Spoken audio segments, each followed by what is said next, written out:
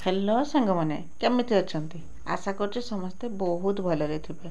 आपण समस्त को मो तरफ जय गुरु ठाकुर डाकुचे आपण भलरे रुहतु सुस्थ रुहतु आपणकर पूरा दिनटी मंगलमय हो आ भलरे भलरे कटि जाओ। तो मु भी भलरे अछि सबुदिन भाया ये गोटे सुंदर सकाळ आरंभ आ ये सुंदर सकाळ आ गोटे फ्रेश आ नुआ ब्लॉग को मो पुष्प आपण समस्त को स्वागत करुछि।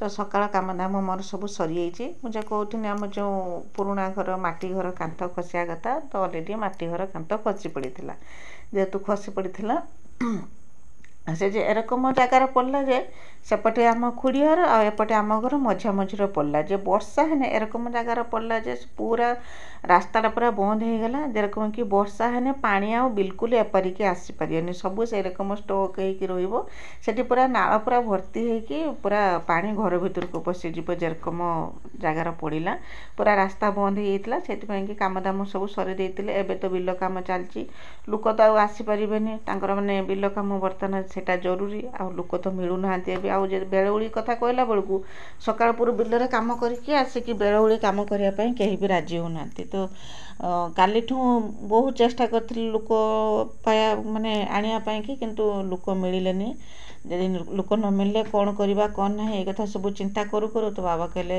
चल मुकुनी हो भी चल नन करना वर्षा कथा कही होनी तो झिपी झिपी आम जो माटी काढ़ुले से भी झिपी झिपी टिके वर्षा होता जदि जोर जदि वर्षा होता ना पानी बिल्कुल भी एपट को पड़ला ना पानी सब आरपट सब स्टक हो रही आम घर तो किसी असुविधा हेनी तो भंगा घर कि खुड़ी घर भर को पानी पशिज से तो जहाँ भी हो कहना माटी जमी भी हो आज आमको काढ़ार थिला से लोक आसतु कि न आसतु जहाँ भी हो तो बाबा कहले आम आ समय भाभी चिंतिकी समय नष्ट करने अपेक्षा आम दी जन को देखिए जी संभव हो पार्छ सब माटी न काढ़ी पारने भी जी संभव हो कि नहने भी से नालटा खाली परिष्कार करदेने पानी जी मैंने वर्षा पानी जी हम से नाल देकी बाहर को बाहरी आसने आउ कि असुविधा हम ना पानीटा मैंने भितर बंद होना कहीं घर खुड़ियर घर आम घर मझीरे गोटे नाल थिला जे कि दी जनकर पानी से नाल देकी ही पास करूला।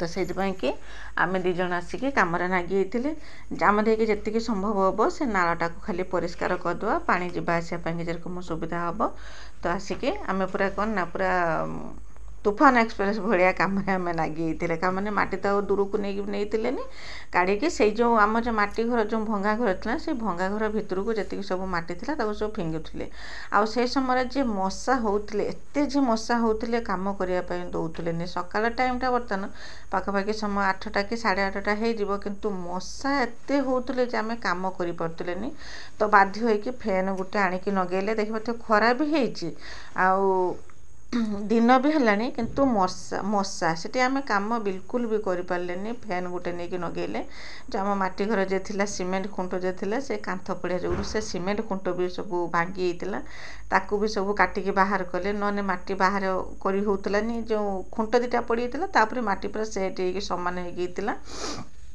तो बहुत परिश्रम लगी तो मुझे किसी वीडियो कर तो किसी वीडियो करना तापर वीडियो भी मुझे बहुत स्पीड कर देची आम पाखापाखि समय आसिक 10टा होती माटी काट सारा बेलू कहीं सकाल कम सब सर गाई कम ठू आरंभ करी गला घर जी बासी कम मरता सब कम सर सारापर तापर करना आसी माटी काढ़ापी चा टे पी देते माटी काढ़ापी आसते तो दीज जहाँ हो दीज नागिकी परिश्रम करके से नालटा खाली परिष्कार कर देते जहाँद्वारा कि पानी जी सब अच्छी बाहर को बाहरी आसो आउ जो दी साइड्रे जो माटी रहा करना समय सुविधा देखिए ना बाबा अल्प अल्प करके से माटीटा बाहर करेंगे किंतु जदि वर्षा जदि हो था एक तो माटी काढ़ी होता तापर करना पानी से जमाट बांधिकी रही था आउे बेसी भी आमको समय लगे ये खुंट भांगिकी जे रही से खुंट को करना काटिकी बाहर करने को पड़ला एमती भी भांगी काटिकी बाहर करने को पड़ता तो जहाँ हो आम नागिपातिकी कामटा आम सर देते गेलन से ट्यूशन रु पलि आसला ମାନେ ଏତେ ସମୟ ଆମକୁ ଲାଗି ଯାଇଥିଲା। ସେ ତ 9:30 ବେଳେ ଟ୍ୟୁସନ୍ରୁ ଆସେ, ଜାଣିପାରୁଥିବେ କେତେ ସମୟ ଆମକୁ ଲାଗି ଯାଇଥିଲା। ତ 2 ଜଣ ଯାକ ପରିଶ୍ରମ କଲା ପରେ ସକାଳ ବେଳେ ଆମେ ଏତିକି ହିଁ ମାଟି କାଢ଼ି ପାରୁଥିଲେ। ଦେଖିପାରୁଥିବେ ବାଁ ସାଇଡ଼୍ରେ କେତେ ମାଟି ବାହାର ହେଇଛି, ଏତିକି ଜାଗାରୁ ଏତିକି ମାଟି ବାହାରିଛି। ଆଉ ଆମ ପୁରୁଣା ଘରର ଅବସ୍ଥା ତ ଏଇରକମ ହେଇ ବର୍ଷା ହେଲା ବେଳକୁ କାନ୍ଥ ପଡ଼ି ହେଉଛି। ତ ଏଇରକମ କରିକି 2 ଜଣ ଆମେ ଏତିକି ମାଟି କାଢ଼ିଥିଲେ, ପରିଷ୍କାର କରିଥିଲେ। ପୁରା ସକାଳଟା ଆମର ଏଇଠି ହିଁ ଲାଗିଯାଇଥିଲା। ଭୋକ ବି ବହୁତ ଜୋରସେ ଲାଗିଥିଲା। ଏପର୍ଯ୍ୟନ୍ତ ଗାଧୁଆ ପାଧୁଆ କିଛି ହେଇଥିଲାନି।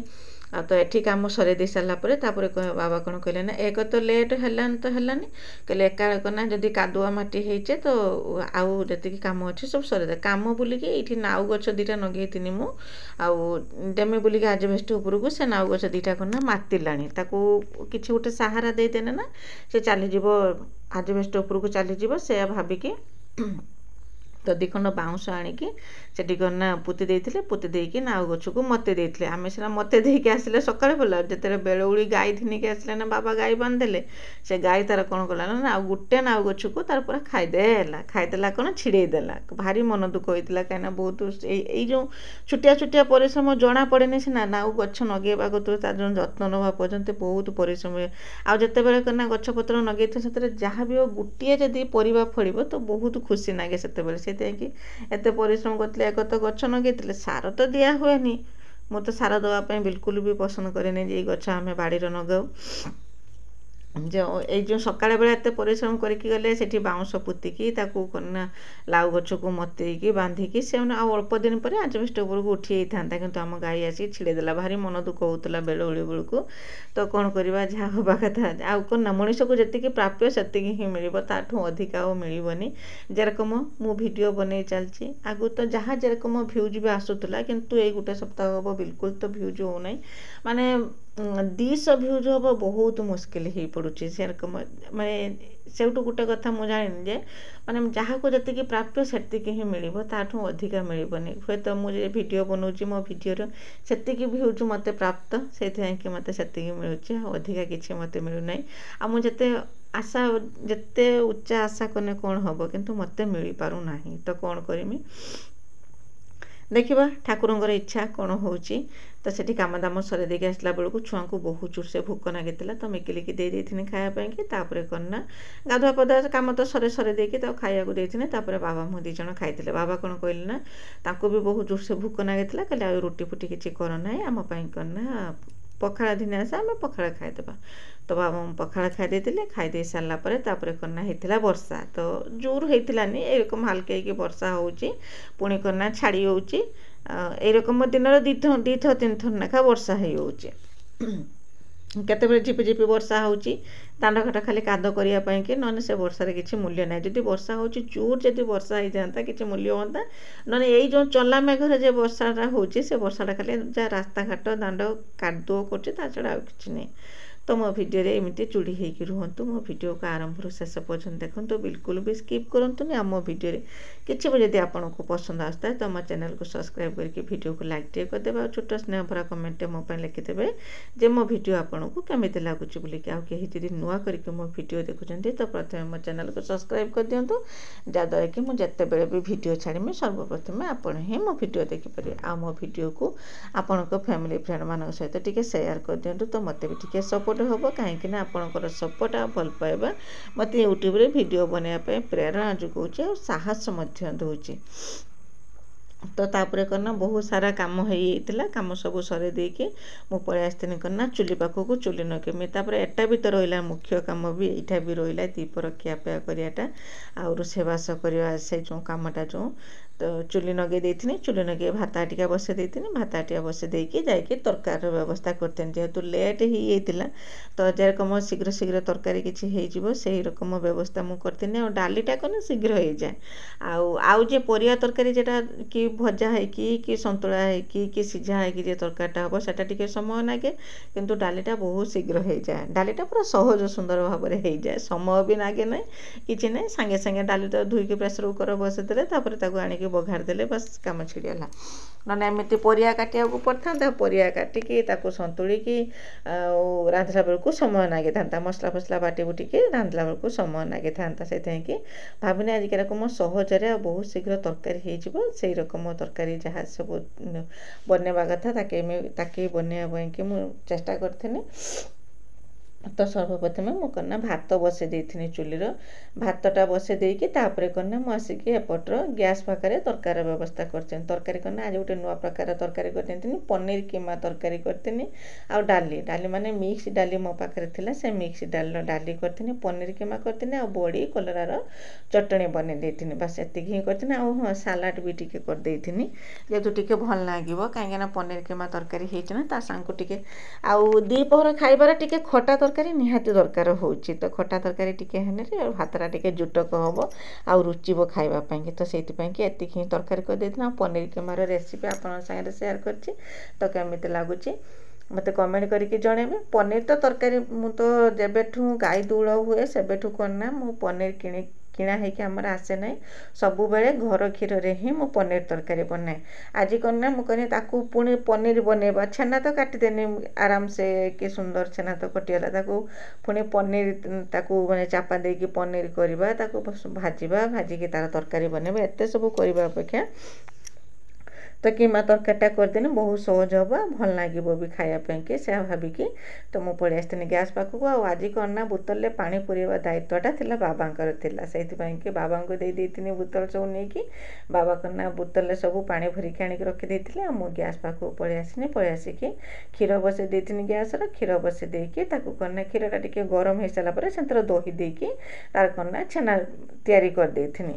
ଆଉ ପ୍ରାୟତଃ ମୁଁ ଦହି ଦେଇକି ଛେନା ତିଆରି କରେ, ଆଉ କେବେ କେବେ ଯଦି ଛେନା ଯଦି ନହେଲା କି ଦହି ଯଦି ନଥିବ ମୋ ପାଖରେ ସେତେବେଳେ କ'ଣ ନା ଭିନେଗାର ଦିଏ, ନହେଲେ ସବୁବେଳେ ପ୍ରାୟତଃ ମୁଁ ଦହି ଦେଇକି ହିଁ ଛେନା କାଟେ, ଯେଉଁ କ୍ଷୀରରୁ ଯେଉଁ ଛେନା କାଟେ। ସେପଟେ ଛେନା କଟିବା ପାଇଁକି ଗ୍ୟାସ୍ରେ ବସେଇ ଦେଇଥିଲା, ଏପଟେ କ'ଣ ନା ଯେଉଁ କହୁଥିଲି ମିକ୍ସ ଡାଲି ମୋ ପାଖରେ ଥିଲା ବୋଲିକି ସେ ମିକ୍ସ ଡାଲିକି ତାକୁ ନା ଭଲ ରକମ ଧୁଆଧୁଇ କରିକି ପରିଷ୍କାର କରିକି ପ୍ରେସର କୁକରରେ ରେଡ଼ି କରିଦେଇଥିଲି। କାହିଁକିନା ଛେନା ହେବା ପାଇଁକି ବେଶୀ ସମୟ ଲାଗିବନି, ଅଳ୍ପ ସମୟ ଲାଗିବ, ଆଉ ସେଇ ସମୟ ଭିତରେ ମୋର ଏ କାମଟା ହେଇଯାଇଥିଲା ସବୁ। ତ ଦେଖିପାରୁଥିବେ ଛେନା କି ସୁନ୍ଦର ହେଇଯାଇଛି। କ୍ଷୀରଟା ଟିକେ ହାଲକା ଉଷୁମ ହେଇସାରିଲା ପରେ ତା ଦେହରେ ଦେଇ ଦେଇଥିଲି ଦହି, ଆଉ ଦହିଟା କନା ଯେତେବେଳେ କ୍ଷୀରଟା ଭଲ ରକମ ଫୁଟିଥିଲା ସେତେବେଳେ କନା ଛେନା ଛିଡ଼ି ଯାଇଥିଲା। ତ କି ସୁନ୍ଦର ଛେନା ହେଇଯାଇଛି। ଆଉ ଏଇଟା ଘର ଛେନା, ଖାଇବା ପାଇଁ ତ କିଛି ବି ମିଶା ହେଇଥାନି, ପାଉଡ଼ର ମିଶା ହେଇନି କି କିଛି ହେଇନି, ଆଉ କିଛି ଅଲଗା ଜିନିଷ ମିଶା ହେଇନି, କେବଳ ପୁରା ଗାଈ କ୍ଷୀରରୁ ହିଁ ଛେନା ବାହାର କରିଛି। ତ ବହୁତ ସୁନ୍ଦର ଛେନା ମୋର ବାହାରିଥିଲା। ସବୁବେଳେ ତ ମୁଁ ଆପଣଙ୍କୁ ଦେଖାଏ ଯେତେବେଳେ ମୁଁ ଘରେ ପନିର ତରକାରୀ କରେ। ତ ଦେଖିପାରୁଥିବେ କି ସୁନ୍ଦର ଛେନା ମୋର ବାହାରିଥିଲା, ପୁରା ଟେଳା ଟେଳା ହେଇକି ବାହାରିଥିଲା। ଏଇଟାକୁ ଯଦି ଚାପା ଦେଇଥାନ୍ତି ତ ପନିର ପିସ୍ ଭଳିଆ କଟ୍ ବି ହେଇପାରିଥାନ୍ତା, କିନ୍ତୁ ମୁଁ ତାକୁ ଚାପା ଦେଇଥିଲିନି, କାହିଁକିନା ଆଜି କିମା ତରକାରୀ ବନେଇବି ତ ସେଇଥିପାଇଁକି। ତ ଛେନାଟା ବାହାର କରିଦେଇକି ତାକୁ ଟିକେ କ'ଣ ଥଣ୍ଡା ପାଣିରେ ଧୋଇ ଦେଇଥିଲି, ଧୁଆଧୁଇ କରିକି ପଳେଇ ଆସିଥିଲି ନା ଚୁଲି ପାଖକୁ। ଆଉ ସେଇ ସମୟରେ ସେତିକି ସବୁ କାମ ସରେଇକି ଆସିଲା ବେଳକୁ ମୋର ଭାତ ହେଇଯାଇଥିଲା, କାହିଁକିନା ଏ ମାସ କଣ୍ଟ୍ରୋଲକୁ ଯେ ଚାଉଳଟା ଯେଉଁ ଆସିଛି ସେ ଚାଉଳଟା ଶୀଘ୍ର ହେଇଯାଉଛି, ସେଇଥିପାଇଁକି ଯେ ପୁରୁଣା ଚାଉଳ ଆମର ଥିଲା ସେ ଚାଉଳଟା ଟିକେ ସମୟ ଲାଗୁଛି ହେବା ପାଇଁକି, ଆଉ ଏ ଚାଉଳଟା ଶୀଘ୍ର ହେଇଯାଉଛି। ମୁଁ କ'ଣ ନା ବାସନ କୁସନ ଧୋଇକି ଲୁଗା ଶୁଖେଇ ଭାତ ମାନେ ବୋତଲରେ ପାଣି ଭର୍ତ୍ତି କରିକି ଆସିଲା ବେଳକୁ ଭାତ ଅଲରେଡ଼ି ମୋର ହେଇଯାଉଛି, ନହେଲେ କେବେ କେବେ ବି ମୋର ଭାତ ଆଗୁତୁରା ହେଇଯାଉଛି। ଭାତ ଗାଳି ସାରିକି ଆସିକି ମୁଁ ଯେ କାମ ସବୁ ଅଛି ସେଇ କାମ ସବୁ କରୁଛି, ସେଥିପାଇଁ ବେଶୀ ସମୟ ଲାଗୁନାହିଁ। ଭାତ ହେଇଗଲା, ଭାତ ଗାଳି ଦେଇ ସାରିକି ଆଉ ସବୁ ଯୋଗାଡ଼ ଯନ୍ତ୍ର କରିକି ଚୁଲି ପାଖକୁ ଧିନିକି ଆସିଲା ବେଳକୁ ଚୁଲି ଲିଭି ହେଇଥିଲା, କାହିଁକିନା ବୋତା ବାଉଁଶ ଜାଳୁଛି, ସେଥିପାଇଁକି ଚୁଲି ଲିଭି ହେଇଥିଲା। ଚୁଲିର ଜାଳ ପକାଇ ଦେଇକି ଆଉ ଯାହା ଟିକେ ଥିଲା ପିଆଜ କାଟିବା ପାଇଁକି ସେ ପିଆଜଟା ମୁଁ କନା କାଟିଥିଲି, କାଟି ଦେଇ ସାରିକି ତାପରେ ତରକାରୀ କରିଥିଲି। ଡାଲି ତ ସିଝେଇକି ରଖିଦେଇଥିଲି, ଆଉ ପନିର କିମା ତରକାରୀଟା ଯାହା ବନେଇମି, ଆଉ କନା ବଡ଼ି ଭାଜିକି ବାହାର କରିଦେଇଥିଲି, କଲରା ସିଝେଇକି ବଡ଼ି କଲରାର ଚଟଣି ବନେଇ ଦେଇଥିଲି। ଏଠି କଲରା ବସେଇକି ସେଠି ସାଲାଡ଼ କାଟି ସାରିଲା ବେଳକୁ କଲରା ସିଝି ଯାଇଥିଲା, ତାକୁ ନେଇକି ବଡ଼ି ଦେଇକି ଚଟଣି କରିଦେଇଥିଲି। ବାସ୍ ଏତିକି ତରକାରୀ ବନେଇଥିଲି, ବହୁତ ଶୀଘ୍ର ହେଇଯାଇଥିଲା, ଆଉ ଖାଇବା ପାଇଁ ବହୁତ ସୁନ୍ଦର ବି ଲାଗୁଥିଲା। ପୁରା କମ୍ବିନେସନ୍ ଥିଲା, କି ଡାଲି ତା ସାଙ୍ଗର ପନିର ତା ସାଙ୍ଗରେ କ'ଣ ନା ସାଲାଡ଼ ଆଉ କ'ଣ ନା ଗୋଟେ ଚଟଣି, ବାସ୍ ଏତିକି ହେଇଥିଲା ଆଜି ଦ୍ୱିପହର ଖାଇବାଟା ଆମର। ତ ଦେଖିପାରୁଥିବେ ଚୁଲି ଜଳିଲା ଆସ୍ତେ ଆସ୍ତେ। ମସଲା ବି ମୁଁ ବାଟିକି ରେଡ଼ି କରିକି ଘିନି ଆସିଥିଲି। ଜଷ୍ଟ ରେଗୁଲାର ମସଲା ଯାହା ମୋ ପାଖରେ ଯେଉଁ ଅଦା ରସୁଣ ପିଆଜ ଆଉ ତା ସାଙ୍ଗରେ କନା ଟମାଟୋ ଦେଇକି ମୁଁ କନା ମସଲା ଗ୍ରାଇଣ୍ଡିଙ୍ଗ କରିକି ବି ଘିନି ଆସିଥିଲି।